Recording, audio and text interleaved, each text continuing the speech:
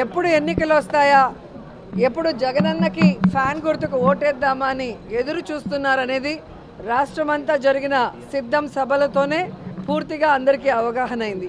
ఎందుకంటే ఆ సభల్లో మీరు చూస్తే కార్యకర్తలే కాదు, ప్రజలు కూడా, లబ్ధిదారులు కూడా ఏ విధంగా స్టార్ క్యాంపెయినర్లుగా ప్రతి నియోజకవర్గం నుంచి ఈరోజు లక్షలాది మంది వచ్చి జగనన్నతో మేమున్నాం, మేము మీ వెనుక సిద్ధంగా ఉన్నామని చెబుతుంటే నిజంగా చాలా హ్యాపీగా ఉంది.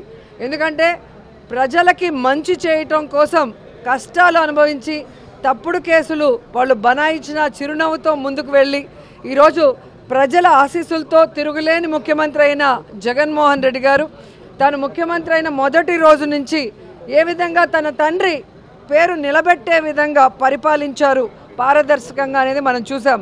అందుకే ఈరోజు జగన్మోహన్ రెడ్డి గారు నేను మీ కుటుంబానికి మంచి చేశానని నమ్మితేనే నాకు ఓటేయండి అని దమ్మున్న నాయకుడిగా అడగటం జరిగింది. దేశంలో ఏ రాష్ట్రంలో ఏ ముఖ్యమంత్రి కూడా ఇంత దమ్ముగా ఎవరిని అడగలేరని కూడా ఈ సందర్భంగా తెలియజేసుకుంటున్నా.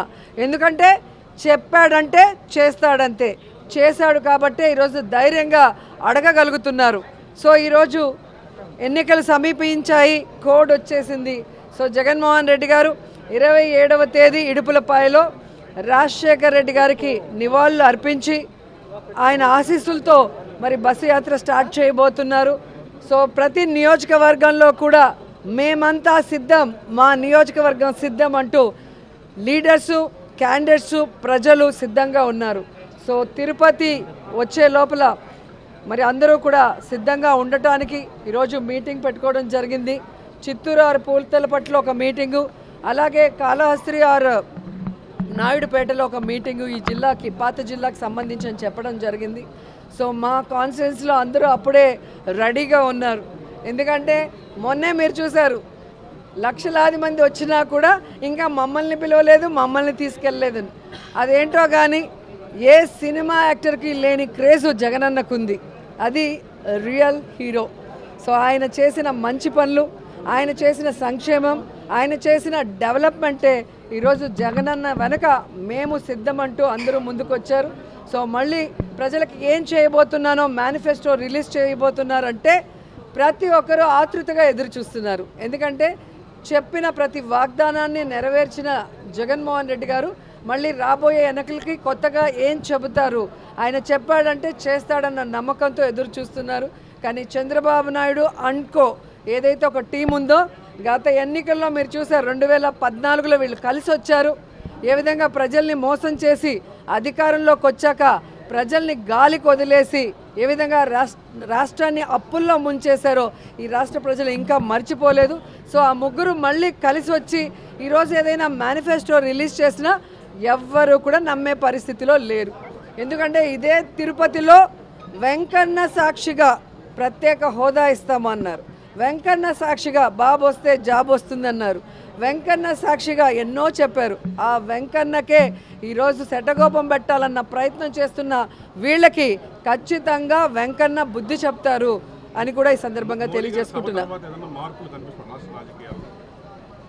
ఎప్పుడైతే తెలుగుదేశం పార్టీ, జనసేన వాళ్ళ అభ్యర్థుల ఫస్ట్ లిస్ట్ రిలీజ్ చేశారో ఆ రోజే రాష్ట్రమంతా మీరు చూశారు వైఎస్ఆర్సీపీ సంబరాలు చేసుకుంది. అంత ఏమంటారో అంత పేలవంగా ఒక candidate list Telugu Desam, Janasena release చేయడం జరిగింది. మొన్న ఈ ముగ్గురు కూటమి ఏదైతే ఉందో, బీజేపీ, తెలుగుదేశం, పవన్ కళ్యాణ్ మీటింగ్ జరిగిందో దాంతో అందరికీ అర్థమైపోయింది 175కి 175 వైఎస్ఆర్ కాంగ్రెస్ పార్టీ రాబోతుంది, మళ్ళీ జగనన్నే ముఖ్యమంత్రి కాబోతున్నారని. ఎందుకంటే ఈరోజు ఈ మీటింగ్కి బీజేపీ వాళ్ళు, జనసేన వాళ్ళు అందరూ కూడా బాయ్కాట్ చేశారు.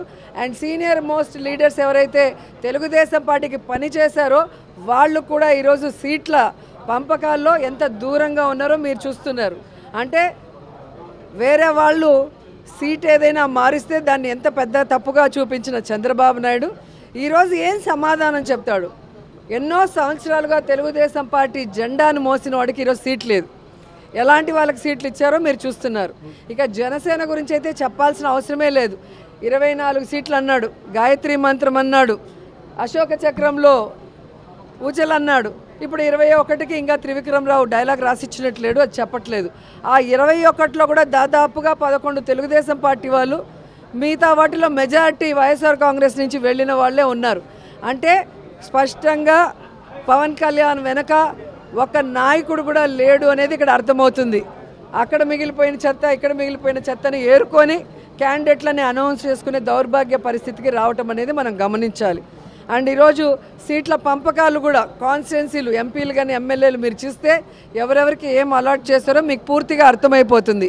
చంద్రబాబు నాయుడు బీజేపీని, జనసేనను మోసం చెయ్యాలి అన్న ఆలోచనతో సీట్ల పంపకాలు ఎలా చేశాడు, ఆ సీట్లలో కూడా తన అభ్యర్థుల్ని ఎలా పంపించి పెట్టుకున్నాడో చూశారు. కాబట్టి ఒకరికి ఒకరు పడక మొత్తం ఆ కూటమి అంతా జీరో అవుతుంది.